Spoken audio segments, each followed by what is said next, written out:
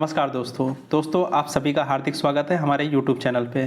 दोस्तों आज हम यहाँ बात कर रहे हैं UP triple S C PET 2022 के प्रैक्टिस सेट की। तो दोस्तों यहाँ पे टोटल 100 क्वेश्चन दिए गए हैं। चलिए बिना किसी देरी के स्टार्ट करते हैं क्वेश्चन नंबर 1 से। क्वेश्चन नंबर 1, सूची 1 में दिए गए वर्षों का मिलान सूची 2 में दिए गए अकबर के शासन की मुख्य घटनाओं से कीजिए और नीचे दिए गए विकल्पों में से सही उत्तर चुनिए। तो दोस्तों 1564 में क्या हुआ था? ये हुआ था जजिया का उन्मूलन, ठीक है। और 1575 में क्या हुआ था? इबादत खाने की स्थापना, ठीक है। 1579 में क्या हुआ था? ये हुआ था मजहर की उद्घोषणा। और लास्ट में 1582 में क्या हुआ था? दहसाला सिस्टम। तो दोस्तों इसका आंसर क्या हो जाएगा? इसका आंसर हो जाएगा ऑप्शन नंबर सी, ठीक है। चलिए अगले क्वेश्चन की बात करते हैं। क्वेश्चन नंबर 2, किसने एक तरफ संस्कृत मुद्रा लेख के साथ चांदी के सिक्के निर्मित किए? तो दोस्तों इसका आंसर हो जाएगा option number B, Mahmud Ghaznavi ने, ठीक है। अगले क्वेश्चन की बात करते हैं। क्वेश्चन नंबर 3, दक्षिणी भारत का प्रसिद्ध तक्कोलम का युद्ध हुआ था। तो दोस्तों यह किसके बीच में हुआ था? यह हुआ था ऑप्शन नंबर बी, चोल एवं राष्ट्रकूटों के मध्य, ठीक है। अगले क्वेश्चन की बात करते हैं। क्वेश्चन नंबर 4, प्रारंभिक जैन साहित्य निम्नलिखित में से किस भाषा में लिखा गया? तो दोस्तों इसका आंसर हो जाएगा ऑप्शन नंबर ए, अर्धमागधी भाषा में, ठीक है। अगले क्वेश्चन की बात करते हैं। क्वेश्चन नंबर 5, मानव स्वधानों में कुत्ते दफनाए गए थे। तो दोस्तों इसका आंसर हो जाएगा ऑप्शन नंबर बी, बुर्जहोम में, ठीक है। अगले क्वेश्चन की बात करते हैं। Question number 6, board of control की स्थापना किस अधिनियम के अंतर्गत की थी? तो दोस्तों इसका आंसर हो जाएगा option number D, Pitt's India अधिनियम 1784 ईस्वी के अंतर्गत, ठीक है। अगले क्वेश्चन की बात करते हैं। क्वेश्चन नंबर 7, आचार्य विनोबा भावे किस आंदोलन में भाग लेने के लिए प्रथम बार गिरफ्तार हुए थे?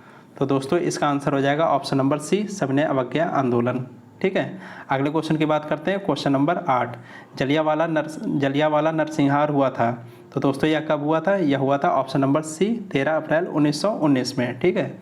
अगले क्वेश्चन की बात करते हैं। क्वेश्चन नंबर 9, बंगाल के विभाजन को किस वर्ष रद्द कर दिया गया था? तो दोस्तों इसका आंसर हो जाएगा ऑप्शन नंबर सी, 1911 ईस्वी में, ठीक है। अगले क्वेश्चन की बात करते हैं। क्वेश्चन नंबर 10, महालवाड़ी प्रथा में किसके साथ राजस्व का बंदोबस्त हुआ था? तो दोस्तों इसका आंसर हो जाएगा ऑप्शन नंबर डी, ग्राम समुदाय के साथ समग्र रूप से, ठीक है। अगले क्वेश्चन की बात करते हैं। क्वेश्चन नंबर 11, अफवाह क्षेत्र की दृष्टि से जो विश्व की सबसे लंबी नदी है वह है? तो दोस्तों इसका आंसर हो जाएगा ऑप्शन नंबर बी, अमेजन नदी, ठीक है। अगले क्वेश्चन की बात करते हैं। क्वेश्चन नंबर 12, प्रधान यमोत्तर तथा विषुवत रेखा का प्रच्छेदन बिंदु अब स्थित है। तो दोस्तों इसका आंसर हो जाएगा ऑप्शन नंबर ए, अंध महासागर में, ठीक है। अगले क्वेश्चन की बात करते हैं। क्वेश्चन नंबर 13, तमिलनाडु में मानसून के सामान्य महीने कौन से हैं? तो दोस्तों इसका आंसर हो जाएगा ऑप्शन नंबर डी, नवंबर दिसंबर, ठीक है। अगले क्वेश्चन की बात करते हैं। क्वेश्चन नंबर 14, निम्नलिखित राज्यों में से कौन से उत्तर प्रदेश के सीमावर्ती हैं? तो दोस्तों बताइए। पंजाब नहीं है, राजस्थान है, छत्तीसगढ़ है और झारखंड की सीमा उत्तर प्रदेश से लगती है। तो दोस्तों इसका आंसर क्या हो जाएगा? ऑप्शन नंबर बी, 2, 3 और 4, ठीक है।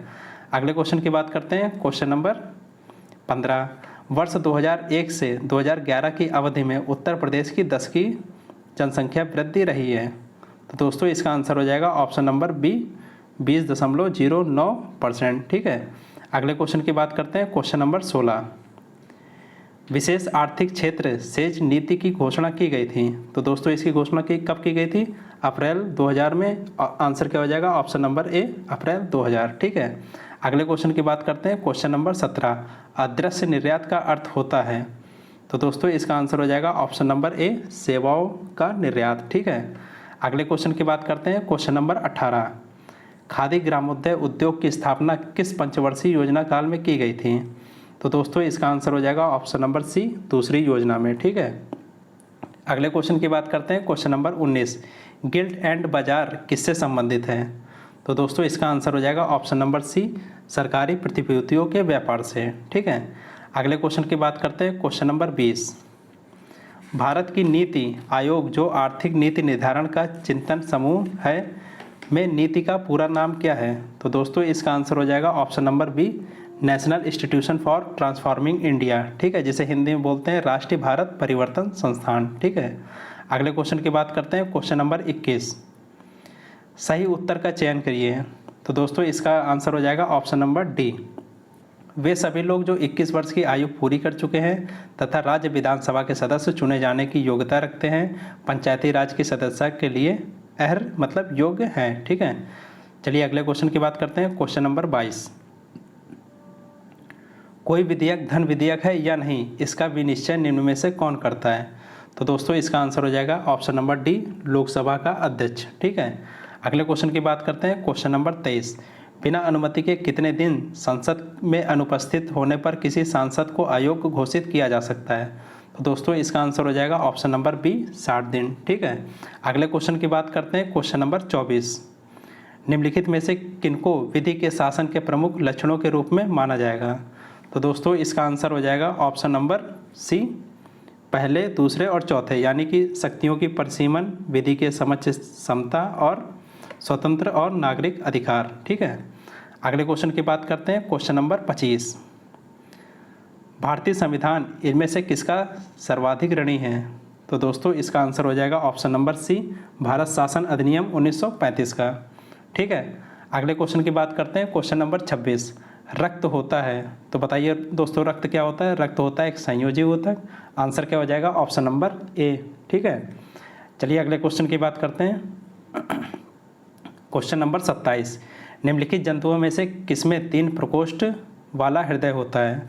तो दोस्तों इसका आंसर हो जाएगा ऑप्शन नंबर डी, मेढक। अगले क्वेश्चन की बात करते हैं। क्वेश्चन नंबर 28, भारी जल है एक, बताइए भारी जल क्या होता है? एक मंदक होता है। आंसर क्या हो जाएगा? Option number B. अगले क्वेश्चन की बात करते हैं। क्वेश्चन नंबर 29, घरेलू बिजली के तार आधार रूप में कैसे होते हैं? तो दोस्तों इसका आंसर हो जाएगा ऑप्शन नंबर बी, समानांतर संयोजन में होते हैं। ठीक है, अगले क्वेश्चन की बात करते हैं। क्वेश्चन नंबर 30, डेसिबल किसे नापने के लिए प्रयोग में लाया जाता है? तो दोस्तों इसका आंसर हो जाएगा ऑप्शन नंबर सी, वातावरण में ध्वनि। ठीक है, अगले क्वेश्चन की बात करते हैं। क्वेश्चन नंबर 71, निम्नलिखित में से सबसे बड़ी भिन्न को ज्ञात कीजिए। ठीक है, देखिए दोस्तों 5/6, 6/11, 2/3, 8/9 और 6/7 में सबसे बड़ी भिन्न निकालना है। तो देखिए इसको ऐसे लिख लेते हैं, 5/7, 6/11, 2/3, 8/9 और 6/7। इसमें सबसे बड़ी भिन्न निकालना है। देखिए 5 का 11 का गुणा किस में करेंगे? 5 में करेंगे। ठीक है, और 6 का गुणा किस में करेंगे? 6 इसमें करेंगे, 6 में। तो 11×5 = 55 और 6×6 = 36। इसमें बड़ा कौन है? ये है, इसको कट कर देंगे। ठीक है, चलिए फिर से लिखते हैं। 3 का गुणा 6 में करेंगे, कितना हो जाएगा? 18 और 11 का 2 में करेंगे, 11×2 = 22। बड़ा कौन है? 22, इसको कट कर देंगे। ठीक है, फिर गुणा करेंगे, 9 को 2 से करेंगे, 9×2 = 18 और 3 को 8 से करेंगे, 8×3 = 24। बड़ा कौन है? 24, तो इसको भी कट कर देंगे। ठीक है, चलिए 8 को 7 से करेंगे, 8 × 7 = 56 और 9×6 = 54। तो इसमें बड़ा कौन है? 8/9। आंसर क्या हो जाएगा? Option number B, 8/9। ठीक है, इस तरह बड़ी भिन्न निकालते हैं। चलिए अगले क्वेश्चन की बात करते हैं। क्वेश्चन नंबर 32, यदि किसी संख्या का 1/7 संख्या से घटाया जाता है तो परिणाम संख्या से 30 कम होता है। संख्या ज्ञात करिए। माना संख्या वो x है। ठीक है, माना वो संख्या x है, तो क्या कह रहा है? किसी संख्या का 1/7, तो इसका 1/7 कितना हो जाएगा? इसका 1/7 हो जाएगा x/7।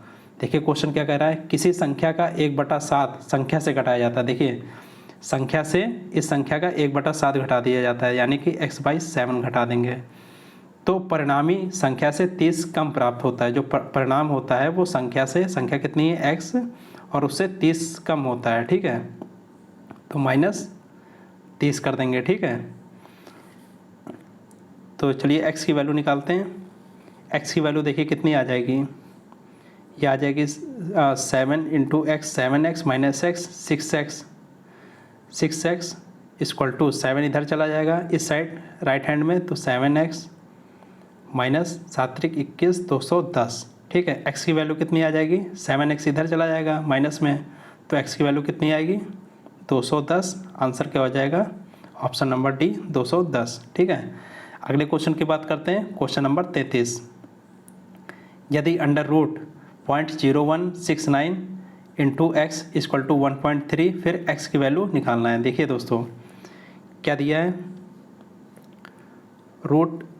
0.0169, ठीक है, गुणे x, ये x बाहर है, इक्वल टू 1.3। देखिए तो इसको नीचे हर में ले जाएंगे 1.3 के, तो x इक्वल टू 1.3 अपॉन 0.016, ठीक है। अब इसको 169, अब इसको अंडर रूट से बाहर निकालेंगे तो देखिए क्या हो जाएगा, ऊपर 1.3 रहेगा, ये किसका वर्ग है, ये है 13 का वर्ग, ठीक है। 4 पॉइंट किसके 4 अंकों के पहले लगाए, तो जब वर्गमूल निकालेंगे तो 2 अंकों के पहले लग जाएगा, ठीक है। सॉल्व करेंगे, क्या आ जाएगा आंसर 10, ठीक है। आंसर क्या आ जाएगा, ऑप्शन नंबर ए 10। चलिए अगले क्वेश्चन की बात करते हैं, क्वेश्चन नंबर 34। 5 क्रमागत सम संख्याओं का औसत 40 है, इन संख्याओं में सबसे छोटी संख्या का मान ज्ञात करिए। देखिए 5 क्रमागत सम संख्या कौन कौन सी होंगी, मान लीजिए पहली है x क्रमागत सम संख्या, दूसरी कितनी हो जाएगी x+2, तीसरी कितनी हो जाएगी x+4, चौथी कितनी हो जाएगी x+6 और पांचवी कितनी हो जाएगी x+8। अब क्या पूछ रहा है, संख्याओं का औसत 40 है, तो अगर औसत निकालना है तो सभी संख्याओं को जोड़ देंगे, ठीक है, और कितनी संख्या हैं उससे डिवाइड कर देंगे, औसत निकल आएगा। 5 संख्याएं हैं तो 5 से डिवाइड कर देंगे, औसत कितना आ जाएगा, ये 40 के बराबर दिया है, ठीक है। और यहाँ पे x की वैल्यू निकालते हैं, x की वैल्यू कितनी आ जाएगी, x की वैल्यू निकालने पे x की वैल्यू आ जाएगी 36, ठीक है, सॉल्व करने पे तो x की वैल्यू कितनी आएगी, ऑप्शन नंबर बी 36। अगले क्वेश्चन की बात करते हैं, क्वेश्चन नंबर 35। एक गांव में 200 व्यक्तियों में से 111 साक्षर हैं, गांव के अशिक्षित लोगों का प्रतिशत क्या होगा। देखिए दोस्तों 111 अगर साक्षर हैं तो असाक्षर कितने हैं, तो 200 में से 111 घटा देंगे, अशिक्षित लोग कितने आ जाएंगे 89, ठीक है। और कितने लोगों में से, देखिए प्रतिशत निकालना है, कितने लोगों में से 89 जो है कितने लोगों में से अशिक्षित हैं, ये 200 लोगों में से अशिक्षित हैं, क्योंकि इसमें 111 साक्षर हैं, ठीक है। और असाक्षर लोगों को परसेंटेज निकालना है तो 89/200, और परसेंटेज निकालना है तो 100 से गुणा कर देंगे। 2 0 से 2 0 कट गया, 89/2, आंसर क्या हो जाएगा, काटेंगे 44.5%, ठीक है। आंसर क्या हो जाएगा, ऑप्शन नंबर बी। चलिए अगले क्वेश्चन की बात करते हैं, क्वेश्चन नंबर 36। कामायनी के रचनाकार हैं, तो दोस्तों इसका आंसर हो जाएगा ऑप्शन नंबर ए जयशंकर प्रसाद। अगले क्वेश्चन की बात करते हैं, क्वेश्चन नंबर 37। दूध का दूल्हा होना मुहावरे का अर्थ है, तो दोस्तों इसका आंसर क्या हो जाएगा, ऑप्शन नंबर ए निर्दोष होना, ठीक है। अगले क्वेश्चन की बात करते हैं, क्वेश्चन नंबर 38। हिंदी वर्तनी के आधार पर सही वाक्य का चयन करें, तो दोस्तों इसका आंसर हो जाएगा ऑप्शन नंबर बी, तुम इसका दाम देते जाओ। इसके नहीं होता, ठीक है, ये इसके गलत है, इसके यहाँ पे गलत है, और ये देखिए जाओ कैसे लिखा है, डबल ऊपर मात्रा लगी है, ये भी गलत हो जाएगा, ठीक है। अगले क्वेश्चन की बात करते हैं, क्वेश्चन नंबर 39।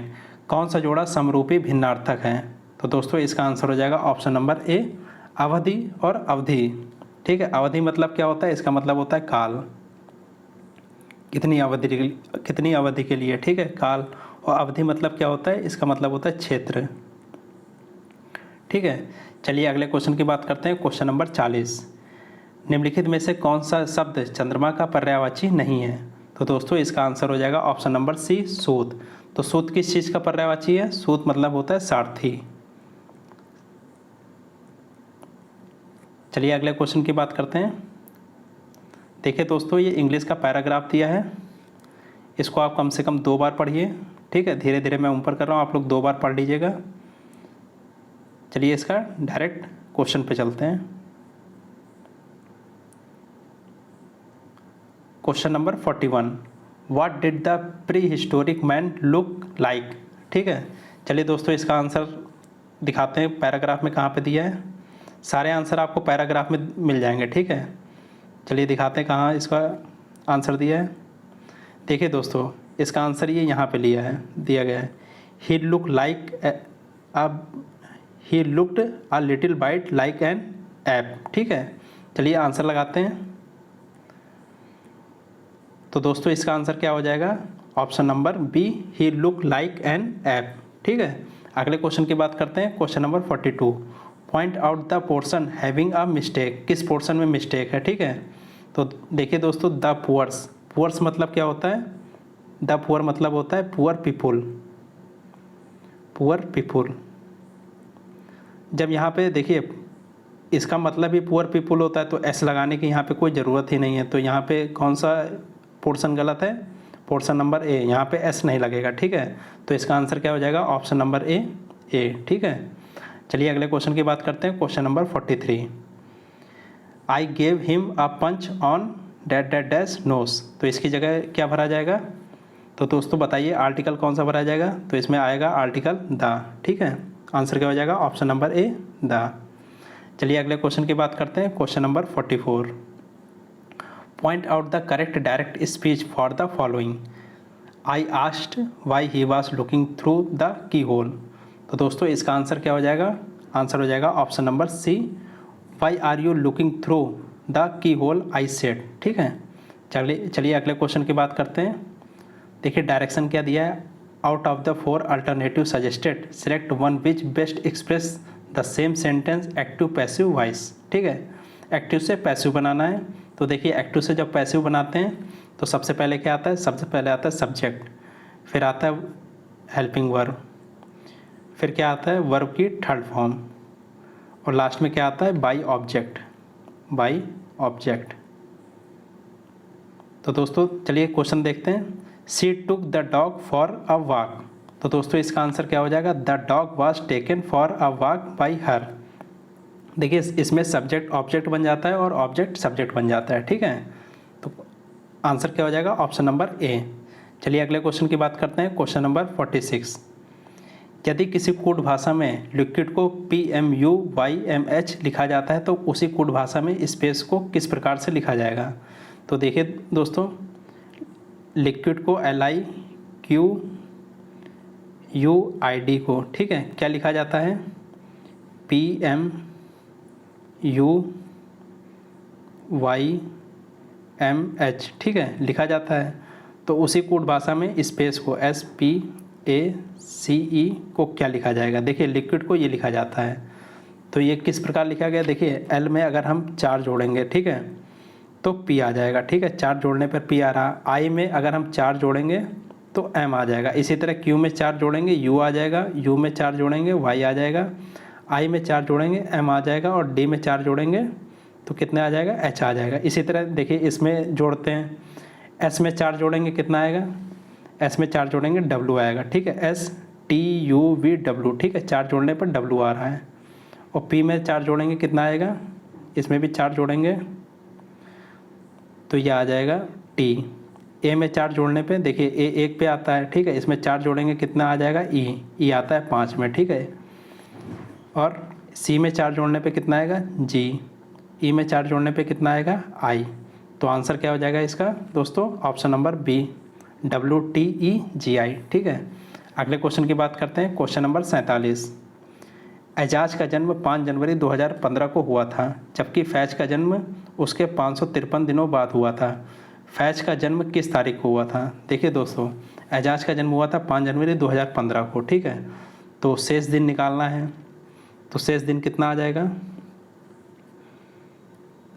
यहाँ पे शेष दिन निकालना है, ठीक है। शेष दिन कितना बचा? देखिए एक साल कितने का होता है? 365 दिन का, ठीक है। 5 जनवरी को इसका जन्म हो चुका था, तो चलिए शेष दिन निकालेंगे, कितना हुआ? 360 बचा, ठीक है। उसके बाद शेष दिन किससे निकालेंगे? 553 से निकालेंगे, ठीक है। तो 553 कुल दिनों में शेष दिन कितना बचा? ये 360 आ रहा है, तो 360 इससे माइनस कर देंगे, कितना बचेगा? 153, ठीक है। 153 बचेगा। तो 2016 में 153 दिन जोड़ लेते हैं, कितना होगा? ठीक है।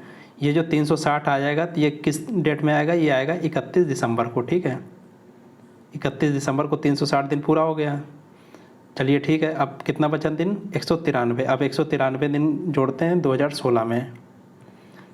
जनवरी में कितने दिन होते हैं? जनवरी में होते हैं 31 दिन। फरवरी 2016 की लीप ईयर है तो 29 तारीख की हो जाएगी, 29 दिन की हो जाएगी। मार्च कितने का होता है? 31 का। अप्रैल कितने का होता है? 30 दिन का। अप्रैल और मई कितने का होता है? 31 दिन का, ठीक है। ये जनवरी, फरवरी, मार्च, अप्रैल, मई 31 का हो गया। और जून कितने का होता है? ये होता है 30 दिन का, ठीक है। और जुलाई कितने का होता है? 31 दिन का। तो देखिए 193 11 जोड़ेंगे तो ये किसके बराबर आ जाएगा? ये 193 के बराबर आ जाएगा, ठीक है। इससे आगे नहीं निकलेंगे।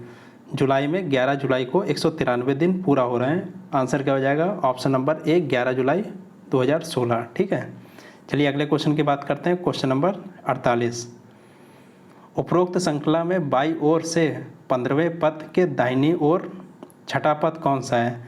देखिए दोस्तों, एक तरफ ये दिया है बाई ओर से, ठीक है, और फिर क्या दिया है? दाहिनी ओर छठा पद क्या है, यानी कि दोनों को जोड़ना है। ठीक है, तो 15 + 6 कौन सा पद हो गया? 21वां पद। ठीक है, अगर दोनों बाएं बाएं दिया होता तो घटाते, और दाएं दिया होता तब भी घटाते। यहाँ पे बायां और दायां दोनों अलग अलग दे रहा है तो फिर जोड़ेंगे। ठीक है, 21वां पद हो जाएगा, और किधर से होगा? बाएं ओर से। तो बाएं ओर से चलिए गिन लेते हैं, 21वां पद कौन सा हो जाएगा?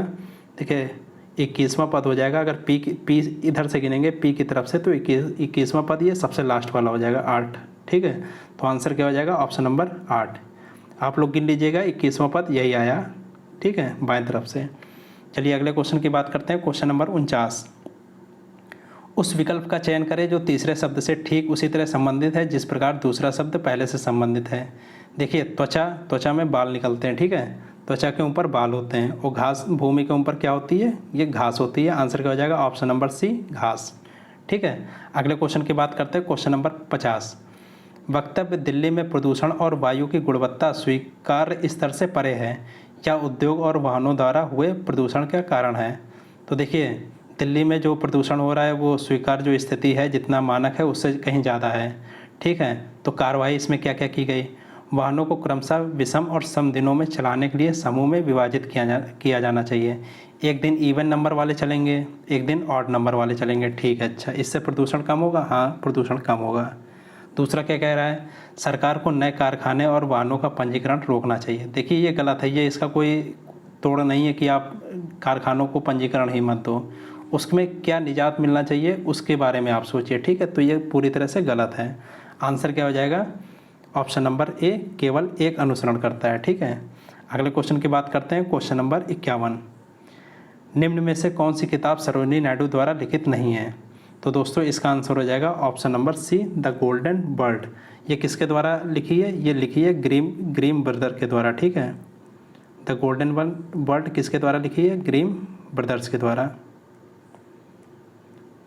चलिए अगले क्वेश्चन की बात करते हैं। क्वेश्चन नंबर 52, मोहिनी अट्टम नृत्य के रूप में निम्नलिखित में से किस राज्य से संबंधित है? तो दोस्तों इसका आंसर हो जाएगा ऑप्शन नंबर बी, केरल। ठीक है, चलिए अगले क्वेश्चन की बात करते हैं। क्वेश्चन नंबर 53, निम्नलिखित में से कौन सी गैस ग्रीन हाउस गैस नहीं है? तो दोस्तों इसका आंसर हो जाएगा ऑप्शन नंबर सी, जलवाष्प। ठीक है, अगले क्वेश्चन की बात करते हैं। क्वेश्चन नंबर 54, पारितंत्र के दो मूल घटक हैं। तो दोस्तों इसका आंसर हो जाएगा ऑप्शन नंबर बी, जीवी तथा अजीवी घटक। ठीक है, अगले क्वेश्चन की बात करते हैं। Question number 55, port Blair dash की राजधानी है? पोर्ट ब्लेयर किसकी राजधानी है? तो दोस्तों इसका आंसर हो जाएगा ऑप्शन नंबर ए, अंडमान और निकोबार द्वीप समूह की। ठीक है, अगले क्वेश्चन की बात करते हैं। क्वेश्चन नंबर 56, निम्नलिखित में से कौन सी भूमि किसी भी देश के स्वामित्व में नहीं है?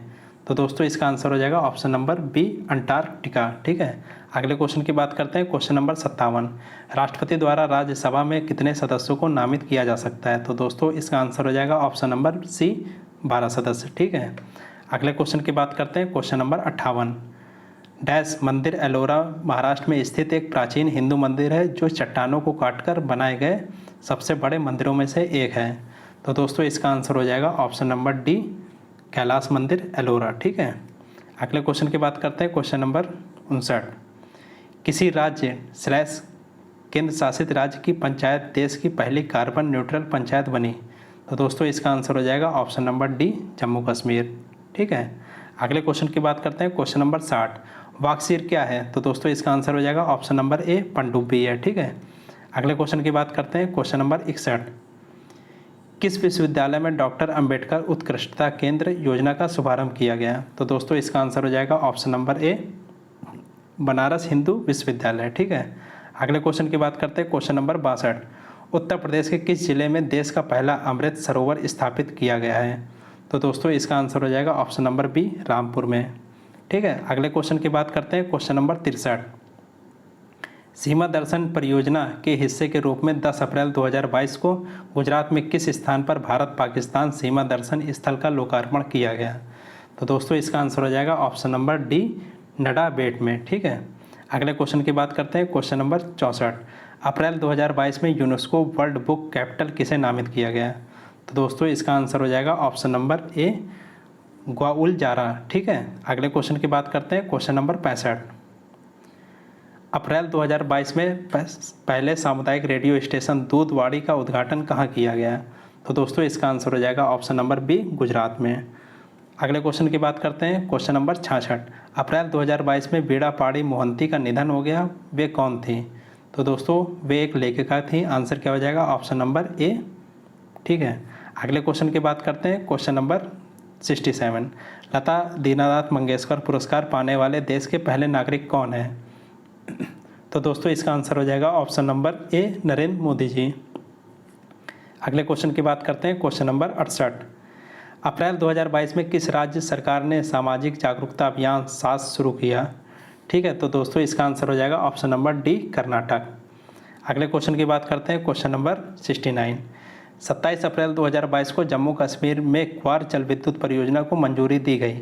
यह किस नदी पर स्थित है? तो दोस्तों क्वार जल विद्युत परियोजना किस नदी पर है? यह है चेनाब नदी पर। आंसर क्या हो जाएगा? ऑप्शन नंबर डी, चेनाब नदी। अगले क्वेश्चन की बात करते हैं, क्वेश्चन नंबर 70। अप्रैल 2022 में champions of the earth life time achievement award किसे दिया जाता है? तो दोस्तों ये किसे दिया गया था? यह दिया गया था ऑप्शन नंबर ए, सर डेविड एटनबरो को। ठीक है, अगले क्वेश्चन की बात करते हैं। देखिए दोस्तों ये हिंदी का गद्यांश दिया है, ठीक है, जिसमें रविन्द्रनाथ टैगोर जी के बारे में दिया गया है। ठीक है, इसको आप लोग सावधानीपूर्वक पढ़िएगा, कम से कम 2 बार। मैं इसको धीरे धीरे ऊपर कर रहा हूँ, आप लोग पढ़ते जाइए। चलिए डायरेक्ट क्वेश्चन पे आते हैं, क्वेश्चन नंबर 71। रविन्द्रनाथ टैगोर का जन्म कब और कहाँ हुआ था? चलिए दोस्तों इसका आंसर आपको दिखाते हैं पैराग्राफ में, कहाँ पे दिया गया है। देखिए दोस्तों इसका आंसर आपको पैराग्राफ में पहली लाइन पे दिया गया है। उनका जन्म 7 मई 1861 को कोलकाता के एक बंगाली परिवार में हुआ था। चलिए आंसर लगाते हैं। तो दोस्तों कब जन्म हुआ था? जन्म हुआ था ऑप्शन नंबर ए, 7 मई 1861 कोलकाता में एक बंगाली परिवार में। आंसर क्या हो जाएगा? ऑप्शन नंबर ए। ठीक है, अगले क्वेश्चन की बात करते हैं, क्वेश्चन नंबर 72। उनके पिता कौन से समाज के नेता थे? तो चलिए इसका भी आंसर आप लोग पैराग्राफ में देखते हैं, कहाँ पे है।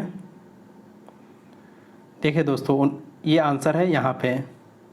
उनके पिता ब्रह्म समाज के नेता थे। किस समाज के? ब्रह्म समाज के। ठीक है, चलिए आंसर लगाते हैं। उनके पिता कौन से समाज के नेता थे? क्या दिया था? ब्रह्म समाज के। आंसर क्या हो जाएगा? ऑप्शन नंबर ए, ब्रह्म समाज के। ठीक है, अगले क्वेश्चन की बात करते हैं, क्वेश्चन नंबर 73। जन गण मन राष्ट्रगान के रचनाकार हैं। तो चलिए इसका भी आंसर आपको पैराग्राफ में दिखाते हैं, कहाँ पे दिया गया है।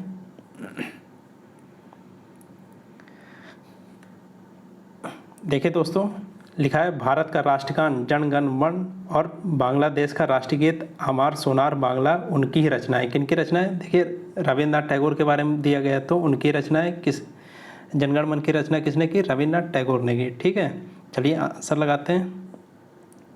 जनगण मन राष्ट्रगान के रचनाकार कौन है? रविन्द्रनाथ टैगोर। ऑप्शन नंबर ए। ठीक है, अगले क्वेश्चन की बात करते हैं, क्वेश्चन नंबर 74। नाइटहुड की उपाधि रविन्द्रनाथ ने क्यों लौटाई? चलिए इसका भी आंसर आपको दिखाते हैं पैराग्राफ में।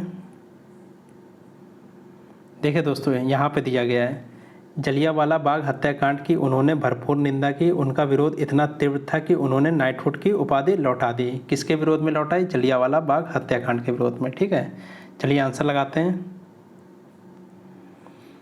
तो देखिए दोस्तों इसका आंसर क्या हो जाएगा? Option number B, Jallianwala Bagh हत्याकांड के विरोध में लौटाई थी। ठीक है, अगले क्वेश्चन की बात करते हैं, क्वेश्चन नंबर 75। रविन्द्रनाथ टैगोर की कौन सी रचना को नोबेल पुरस्कार प्राप्त हुआ? तो चलिए इसको भी आप पैराग्राफ में देखते हैं, कहाँ पे दिया गया है। देखिए दोस्तों ये पैराग्राफ में यहाँ दिया है। 1913 में उन्होंने नोबेल पुरस्कार प्रदान किया गया। किसके लिए प्रदान किया गया? उनकी सबसे लोकप्रिय रचना गीतांजलि रही, जिसके लिए ठीक है उन्हें नोबेल पुरस्कार दिया गया। कौन सी रचना रही? गीतांजलि। ठीक है, चलिए आंसर लगाते हैं। तो दोस्तों इसका आंसर क्या हो जाएगा? Option number D, Gitanjali. ठीक है, चलिए अगले क्वेश्चन की बात करते हैं। देखिए दोस्तों फिर से एक गद्यांश दिया है हिंदी का, आप लोग इसको सावधानीपूर्वक 2 बार पढ़िए। चलिए डायरेक्ट क्वेश्चन पे आते हैं। कार के संदर्भ में मोबाइल फ़ोन की उपयोगिता क्या है? तो चलिए दिखाते हैं आपको पैराग्राफ में इसका आंसर कहाँ पे दिया गया है। देखिए दोस्तों, ये आंसर यहाँ पे दिया गया है। आप अपने मोबाइल फ़ोन के माध्यम से कहीं पर भी रहकर अपने कार्यों को पूरा कर सकते हैं। ठीक है, ये इसका आंसर दिया है। चलिए आंसर लगाते हैं। क्या उपयोगिता है? तो देखिए, कहीं भी बैठकर रहकर कार्य को पूरा कर सकते हैं। आंसर क्या हो जाएगा? ऑप्शन नंबर ए। ठीक है, अगले क्वेश्चन की बात करते हैं। क्वेश्चन नंबर 77, मोबाइल फ़ोन जहाँ सुखद है वहीं, चलिए इसका भी पैराग्राफ में दिखाते हैं कहाँ पे दिया गया है। देखिए दोस्तों, ये पैराग्राफ में यहाँ पे दिया गया है, जहाँ यह सुखद है वहाँ दुखद भी। ठीक है, आंसर क्या हो जाएगा? दुखद। चलिए लगाते हैं आंसर। मोबाइल फ़ोन जहाँ सुखद है वहाँ क्या था? दुखद था। ठीक है, आंसर क्या हो जाएगा? ऑप्शन नंबर सी, दुखद भी है। चलिए अगले क्वेश्चन की बात करते हैं। क्वेश्चन नंबर 78, व्यस्तता की स्थिति में मोबाइल फ़ोन के कारण क्या हो सकते हैं? तो चलिए इसका भी आंसर आपको दिखाते हैं पैराग्राफ में। देखिए दोस्तों, ये यहाँ पे दिया है, कई बार तो आप इतने व्यस्त होते हैं और मोबाइल फ़ोन का कारण व्यवधान पड़ जाता है। ठीक है, क्या पड़ जाता है? व्यवधान पड़ जाता है। चलिए आंसर लगाते हैं। देखिए यहाँ पे क्या हो जाता था? व्यवधान पड़ जाता था। इसका आंसर क्या हो जाएगा? ऑप्शन नंबर डी, व्यवधान उत्पन्न हो जाता है। चलिए अगले क्वेश्चन की बात करते हैं। क्वेश्चन नंबर 79, गद्यांश का उचित शीर्षक होगा। देखिए मोबाइल के बारे में बताया गया है, तो इसका जो उचित शीर्षक क्या होगा? Option number D, mobile phone. ठीक है, अगले क्वेश्चन की बात करते हैं। क्वेश्चन नंबर 80, मोबाइल फ़ोन के प्रयोग में सावधानी बरतने से क्या लाभ होगा? तो देखिए दोस्तों, इसका आंसर कहाँ पे दिया गया है? देखिए दोस्तों, यहाँ पे इसका आंसर दिया गया है। वैसे मोबाइल फ़ोन के प्रयोग से हमें लाभ ही लाभ है, बस हमें इससे प्रयोग में कुछ सावधानियाँ अवश्य बरतनी चाहिए। ठीक है, क्या होगा? लाभ होगा। ठीक है, चलिए आंसर लगाते हैं। सावधानी बरतने से क्या होगा? ऑप्शन नंबर ए, लाभ होगा। ठीक है, अगले क्वेश्चन की बात करते हैं। क्वेश्चन नंबर 81 से 85 तक। नीचे दी गई तालिका 4 भारतीय बल्लेबाजों द्वारा किसी खास वर्ष में खेले गए T20 मैचों, बनाए गए रन, अर्धशतकों तथा शतकों की संख्या को दर्शाता है। देखिए दोस्तों, विराट कोहली ने कुल कितने मैच खेले? 16 मैच खेले। ठीक है, और इन्होंने कुल कितने रन बनाए? 900 रन बनाए, जिसमें से 50 कितनी बार मारा? 4 बार मारा। और 100 कितनी बार मारा? ये 3 बार मारा। ठीक है, इसी तरह सुरेश ने 12 मैच खेले, 450 रन बनाए। जो 50 है अर्धशतक, वो 4 बार लगाया, और जो शतक है अभी तक नहीं लगाया। ठीक है, रोहित ने 20 मैच खेले, 840 रन इनके कुल स्कोर है। अर्धशतक कितने? 5 अर्धशतक लगाए और 1 शतक लगाया। ठीक है, चलिए आप लोग स्क्रीनशॉट ले लीजिए या फिर एक रफ कॉपी में लिख लीजिए। चलिए क्वेश्चन लगाते हैं। देखिए दोस्तों, क्वेश्चन नंबर 81, शिखर द्वारा बनाए गए प्रति मैच का औसत रन तथा रोहित द्वारा बनाए गए प्रति मैच के औसत रन का अंतर क्या है? तो देखिए, शिखर द्वारा प्रति मैच में बनाया गया औसत रन कितना होगा? कुल इसका रन। ठीक है, कुल रन शिखर द्वारा कितने हैं? 1050। और कुल खेले गए मैच कितने खेले गए? 25। 1050 हैं। शिखर द्वारा 1050 रन बनाया गया और 25 मैच खेले गए। ये इसका शिखर का औसत आ गया। और क्या है? तथा रोहित द्वारा बनाया गया प्रति मैच औसत रन का अंतर। तो रोहित द्वारा कितना रन बनाया गया? ये बनाए गए 840। और रोहित द्वारा कितने मैच खेले गए? ये खेले गए 20। ठीक है, अंतर क्या आ जाएगा? देखिए इसको काटेंगे, आ जाएगा 42 माइनस, इसको भी काटने पे क्या आ जाएगा? 42। 42 माइनस 42 घटाएंगे, क्या आ जाएगा? 0। तो आंसर क्या आ जाएगा? Option number C, 0। चलिए अगले क्वेश्चन की बात करते हैं। क्वेश्चन नंबर 82, सभी चारों बल्लेबाजों द्वारा बनाए गए कुल रनों की संख्या है। तो देखिए, ये सभी विराट द्वारा 900 बनाया गया। ठीक है, रोहित द्वारा 840 बनाया गया, शिखर द्वारा 1050 बनाया गया और सुरेश द्वारा 450 बनाया गया। तो ठीक है, सभी रनों की संख्या कितनी है? सभी को जोड़ देंगे, कितना आ जाएगा? ये 3240। आंसर क्या हो जाएगा? ऑप्शन नंबर ए, 3240। ठीक है, चलिए अगले क्वेश्चन की बात करते हैं। क्वेश्चन नंबर 83, सभी चारों बल्लेबाजों द्वारा बनाए गए कुल रनों का औसत क्या है? तो देखिए दोस्तों, अभी हम लोगों ने कुल रन निकाला था, कितना था? इसके अगले क्वेश्चन पे, क्वेश्चन नंबर 82 में 3240, ठीक है। औसत निकालना है तो कितने प्लेयर थे, ये 4 प्लेयर थे, 4 से डिवाइड कर देंगे, ठीक है। कितना आ जाएगा 810, ठीक है। Answer number C. अगले क्वेश्चन की बात करते हैं, क्वेश्चन नंबर 84। विराट द्वारा 16 मैच में बनाए गए रन शिखर द्वारा 25 मैच में बनाए गए रन से कितने कम हैं। तो देखिए शिखर द्वारा कितने रन बनाया गया था, शिखर द्वारा बनाया गया था 1050 रन 25 मैच में, ठीक है। और विराट द्वारा कितना बनाया गया था, विराट द्वारा बनाया गया था 900 रन, ठीक है। अब क्या पूछ रहा है, मैचों में बनाए गए रन से कितने कम हैं। तो देखिए कम निकालना है तो माइनस कर देंगे, कितना आ जाएगा 150। आंसर क्या हो जाएगा ऑप्शन नंबर बी 150, ठीक है। अगले क्वेश्चन की बात करते हैं, क्वेश्चन नंबर 85। शिखर द्वारा बनाए गए रन सुरेश द्वारा बनाए गए रनों का अनुपात निकालना है, ठीक है। तो शिखर द्वारा कितना बनाया गया, शिखर द्वारा बनाया गया था 25 मैच में 1050 रन, ठीक है। और क्या कह रहा है, सुरेश द्वारा बनाए गए रन, सुरेश ने कितने रन बनाए थे, इन्होंने 12 मैच में 450 रन बनाए थे, ठीक है। अनुपात निकालना है तो अनुपात का निशान लगा देंगे, ठीक है। काटेंगे कितना आ जाएगा 25:9, 3 से डिवाइड करेंगे कितना आ जाएगा 7:3। आंसर क्या हो जाएगा ऑप्शन नंबर डी 7:3। चलिए अगले क्वेश्चन की बात करते हैं, क्वेश्चन नंबर 86 से 90 तक। दिए गए आंकड़ों का ध्यानपूर्वक अध्ययन कीजिए और इन पर आधारित प्रश्नों के उत्तर दीजिए। नीचे दी गई तालिका में वर्ष 2000 से 2005 के दौरान बैंक एवं एसएससी परीक्षाओं में भाग लेने वाले अभ्यर्थियों की संख्या जो कि 1000 में दी गई है, ठीक है। ये क्या 1000 में दी गई है, दर्शाई गई है। साथ ही एक रेखा ग्राफ भी दिया गया है जिसमें बैंक और एसएससी परीक्षा में उत्तीर्ण अभ्यर्थियों का प्रतिशत दर्शाया गया है। तो दोस्तों देखिए एक ग्राफ दिया गया है, ठीक है, जिसमें क्या दिया गया है, वर्ष 2000 में बैंक में कितने विद्यार्थी की संख्या थी, ये 85 थी, जो कि किसमें 1000 में है, तो 1000 से गुणा कर देंगे 85,000, ठीक है। एसएससी में कितनी थी, इसी तरह 90 थी, जो कि किसमें 1000 में, ये सारी संख्या 1000 में है, ठीक है, ये ध्यान रखिएगा। 2002 में बैंक में कितनी है 95,000 और एसएससी में कितनी है 1,50,000, ठीक है, 1,05,000। 2004 में बैंक में कितनी है 80,000 और इस एसएससी में कितनी है 85,000, ठीक है। देखिए एक ग्राफ भी नीचे दिया गया है, उसमें भी दिखाते हैं आपको क्या दिया गया है। ये दिया गया है बैंक और एसएससी में उत्तीर्ण विद्यार्थियों की प्रतिशत संख्या, ठीक है, 2000 में, ठीक है। ये देखिए ये नीचे एसएससी है, ये चौकोर वाला, और ये गोल वाला कौन सा है, बैंक। 2000 में बैंक में कितने उत्तीर्ण हैं 55%, ठीक है। इसी तरह ये एसएससी में 55% है और बैंक में कितना है 65%, ठीक है। 2003 में बैंक में कितना है, बैंक में है 67.5% और एसएससी में कितना है, एसएससी में है आपका 50%, ठीक है। चलिए क्वेश्चन सॉल्व करते हैं। वर्ष 2002 में बैंक परीक्षा में उत्तीर्ण अभ्यर्थियों की संख्या वर्ष 2001 में एसएससी परीक्षा में उत्तीर्ण अभ्यर्थियों की संख्या से कितना % अधिक या कम है।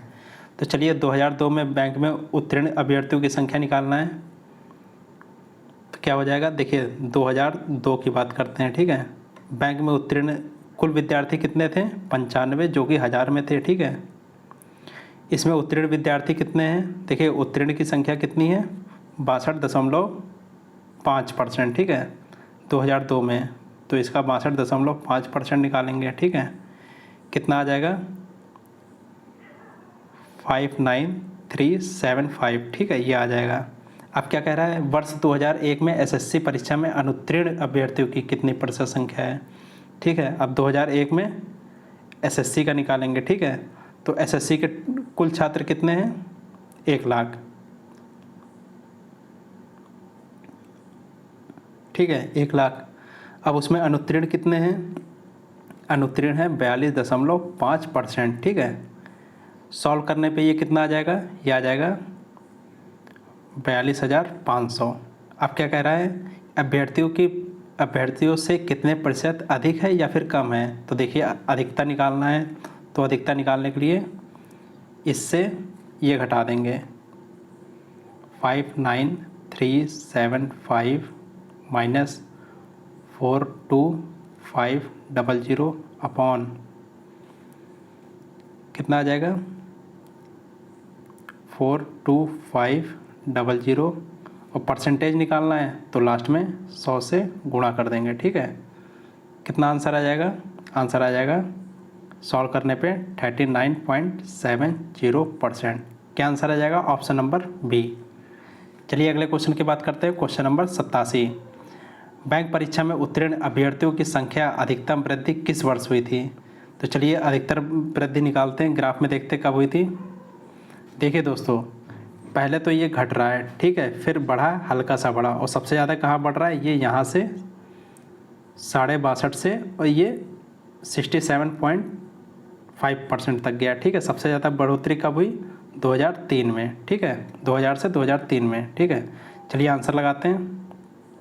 तो दोस्तों क्वेश्चन नंबर 87 का आंसर क्या हो जाएगा? ऑप्शन नंबर सी, 2003 में सबसे ज़्यादा बढ़ोतरी हुई। ठीक है, अगले क्वेश्चन की बात करते हैं। क्वेश्चन नंबर 88, वर्ष 2004 में दोनों परीक्षाओं में कुल उत्तीर्ण अभ्यर्थियों एवं वर्ष 2000 में बैंक परीक्षा में उत्तीर्ण अभ्यर्थियों की संख्या के मध्य अनुपात ज्ञात करना है। तो चलिए दोस्तों इसका आंसर निकालते हैं। 2004 में क्या गया है? दोनों परीक्षा में कुल उत्तीर्ण अभ्यर्थियों की संख्या निकालनी है। ठीक है, तो 2004 में निकालते हैं। 2004 में दोनों परीक्षा में तो बैंक में कितना था? टोटल 80,000। ठीक है, और उत्तीर्ण विद्यार्थी कितना था? 45%। एसएससी में कितना था? एसएससी में था 85,000। ठीक है, और इसका परसेंटेज कितना था?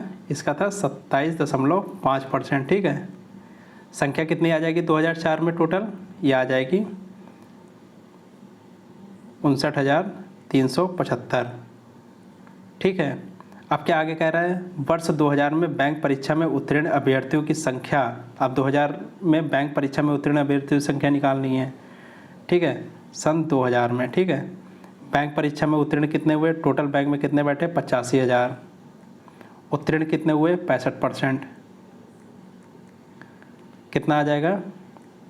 ये सॉल्व करने पे 55,250। ठीक है, सॉल्व करेंगे 55,250 आ जाएगा। ठीक है, अब क्या पूछ रहा है? मध्य अनुपात निकालना है। तो अनुपात के लिए देखते हैं।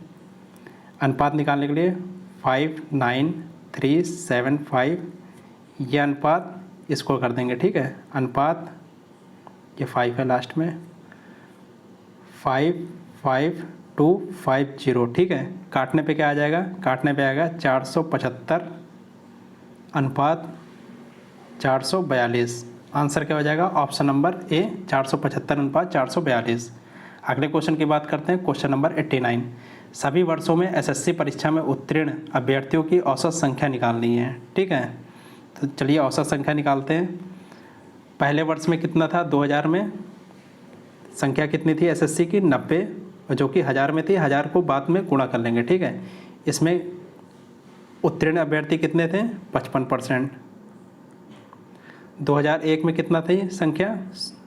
1,00,000। ठीक है, 100। ठीक है, और इसमें उत्तीर्ण परसेंटेज कितना है? 57.5/100। अगले वर्ष 2002 में कितनी संख्या है? 105। उत्तीर्ण कितने हुए? 60%। ठीक है, अगले वर्ष कितना हुआ? ये संख्या कितनी पहुंच गई? 85। ठीक है, और इसमें उत्तीर्ण लोगों का परसेंटेज कितना है? 50%। ठीक है, ये 50 लिखा है। ठीक है, 50%। अगले वर्ष संख्या कितनी थी? 85। उत्तीर्ण परसेंटेज कितना है? 72.5%। और लास्ट ईयर में कितनी संख्या है? यह है 95। ठीक है, और उत्तीर्ण लोगों का परसेंटेज कितना है? 70%। ठीक है, ये सभी संख्या कितने में? 1000 में है, तो इसको 1000 से गुणा कर देंगे। ठीक है, गुणा करने पे कितना आ जाएगा? इसको सॉल्व करेंगे, कितना आ जाएगा? 3,40,625। कितना आ जाएगा? 3,40,625। ठीक है, अब क्या पूछा गया है? औसत संख्या की निकालनी है। ठीक है, तो जितने वर्ष हैं उससे डिवाइड कर देंगे। ठीक है, कितने वर्ष है? 6 वर्ष है, 6 से डिवाइड कर देंगे। औसत संख्या कितनी आ जाएगी? डिवाइड करने पे ये आ जाएगा 56771। ठीक है, औसत निकालने के लिए जितने वर्ष दिए गए होंगे उससे डिवाइड कर देंगे। क्या आ जाएगा? 56771। ठीक है, ऑप्शन नंबर सी। अगले क्वेश्चन की बात करते हैं। क्वेश्चन नंबर 90, वर्ष 2002, 2003, 2004 में एसएससी परीक्षा में उत्तीर्ण अभ्यर्थियों के योग एवं वर्ष 2001, 2003, 2005 में बैंक परीक्षा में उत्तीर्ण अभ्यर्थियों के योग के मध्य अंतर ज्ञात कीजिए। तो दोस्तों इसका आंसर हो जाएगा ऑप्शन नंबर डी, 12,875। ठीक है, अगले क्वेश्चन की बात करते हैं, क्वेश्चन नंबर 91 से 95।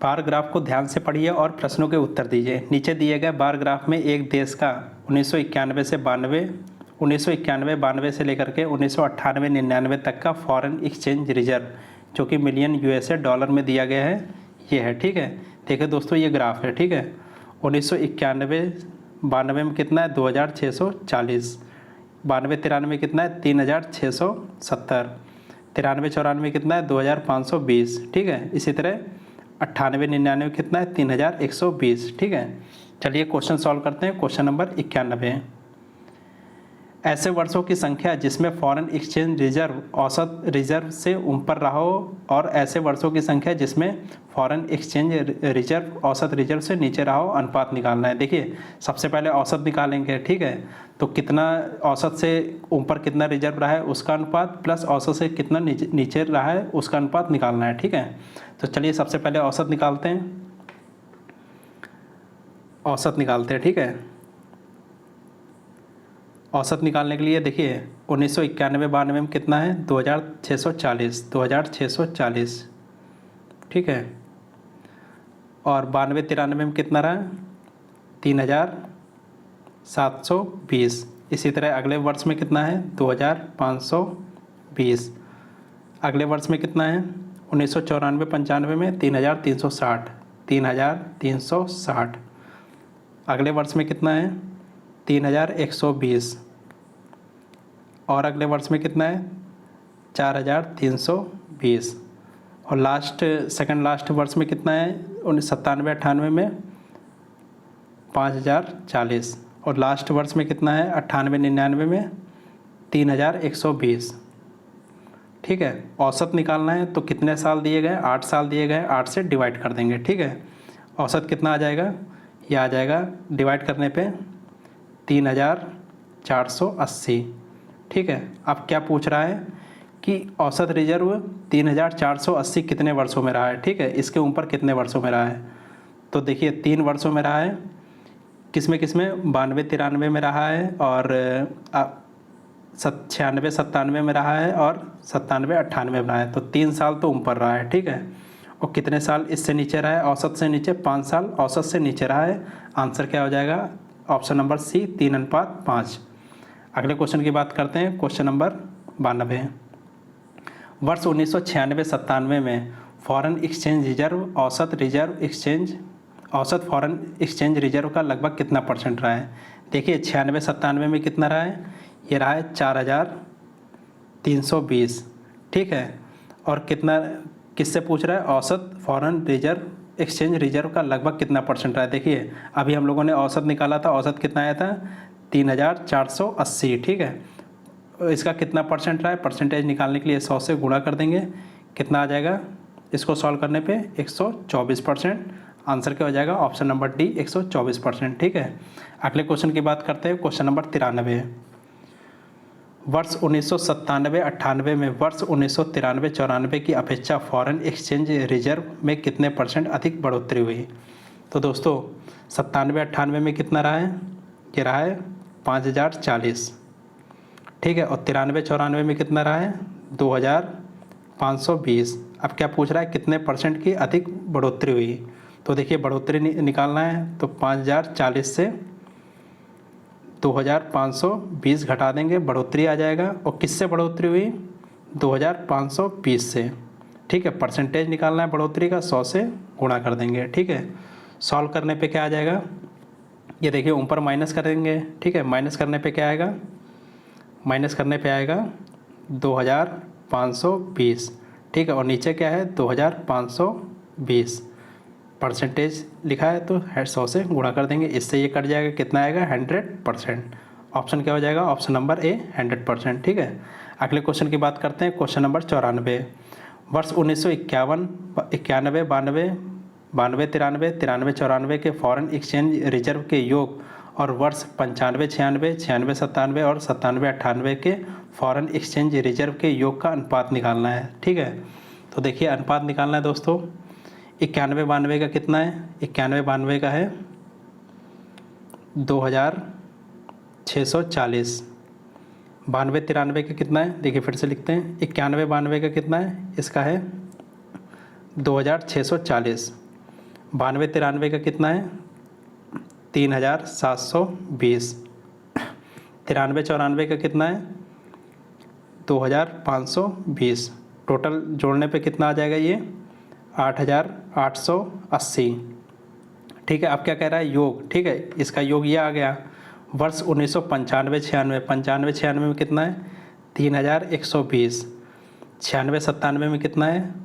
4370। और 97, 98 में कितना है? 5040। ठीक है, के रिजर्व का योग। ठीक है, इसका योग निकालेंगे। इसका योग कितना आ जाएगा? 12480। अब क्या कह रहा है? का अनुपात निकालना है। ठीक है, अब अनुपात निकालना है तो 8880 अनुपात 12480। 12480 इसका अनुपात निकालना है। काटने के बाद कितना बचेगा ये? 37:52। आंसर क्या हो जाएगा? ऑप्शन नंबर डी, सी, 37:52। अगले क्वेश्चन की बात करते हैं। Question number 95। वर्ष 1991, 92 में वर्ष 95, 96 की अपेक्षा फॉरेन एक्सचेंज रिजर्व में कितने % की कमी हुई? तो देखिए दोस्तों, 91, 92 में निकालेंगे। 91, 92 में कितना हुआ? कितना था? 2640। ठीक है, और 95, 96 में कितना बचा? ये हुआ 3120। अब क्या पूछ रहा है? कितने % की कमी हुई? तो कमी के लिए घटा देंगे। कितना? 3120 से 2640 घटाएंगे, कितना आएगा? 480। और किससे घटाएंगे?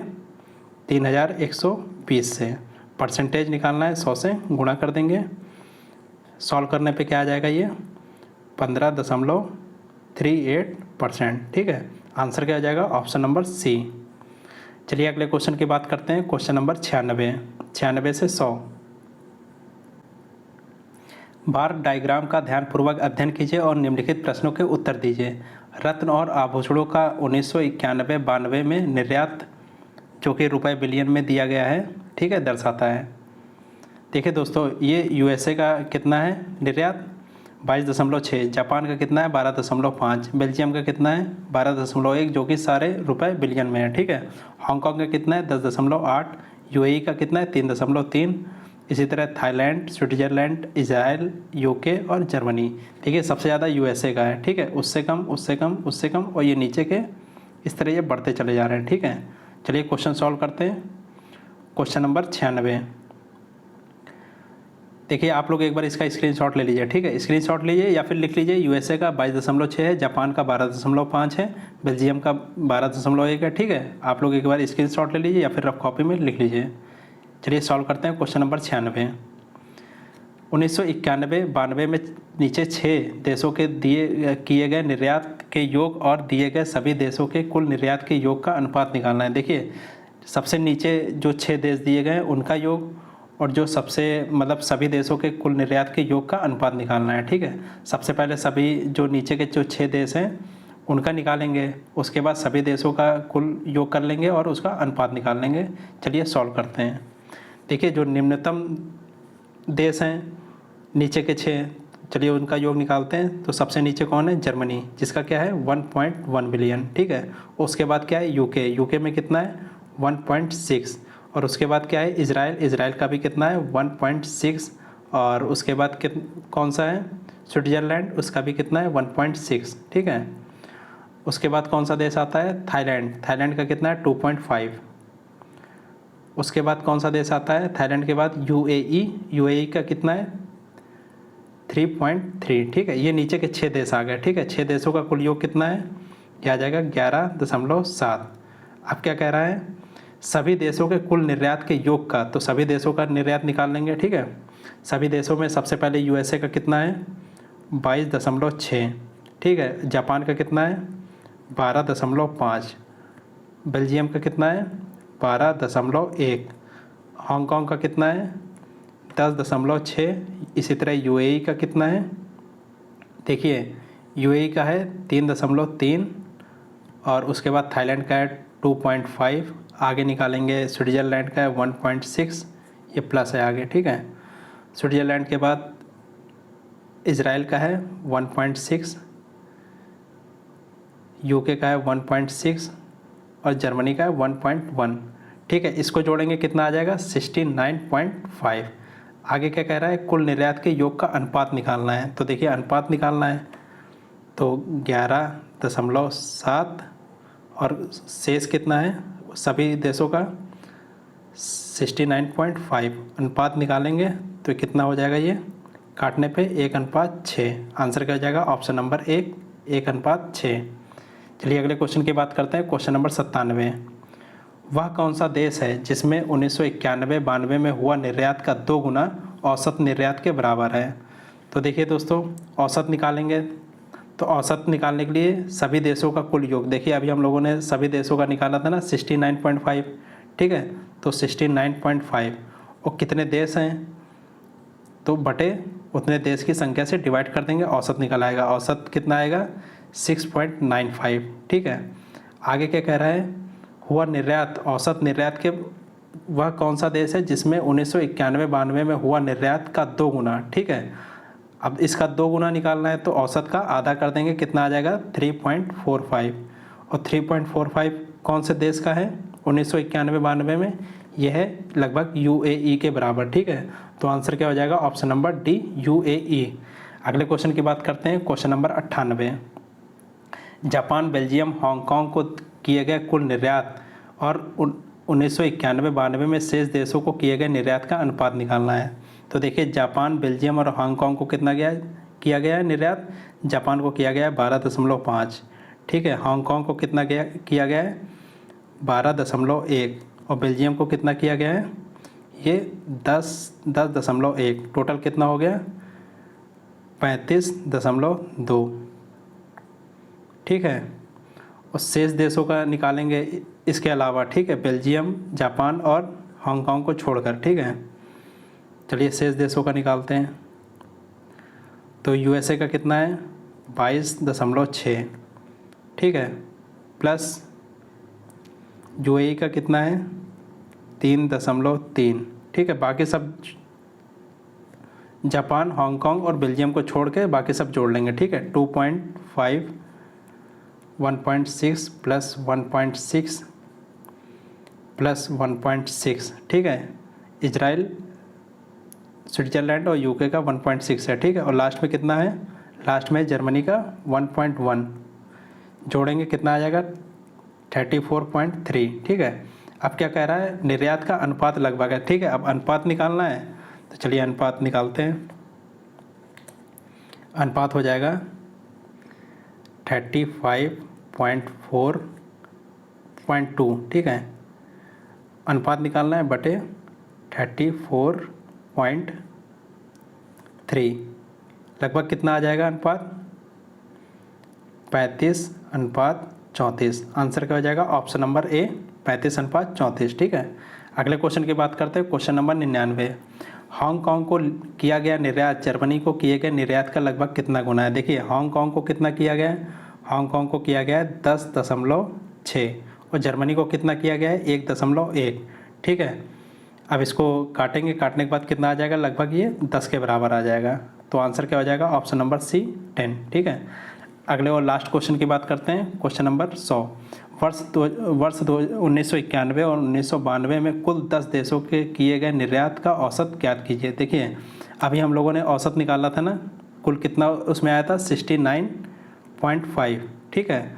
औसत निकालने के लिए 10 देश दिए तो 10 से डिवाइड करेंगे, कितना आंसर आ जाएगा 6.95। तो आंसर क्या हो जाएगा ऑप्शन नंबर ए, 6.95, ठीक है। धन्यवाद दोस्तों।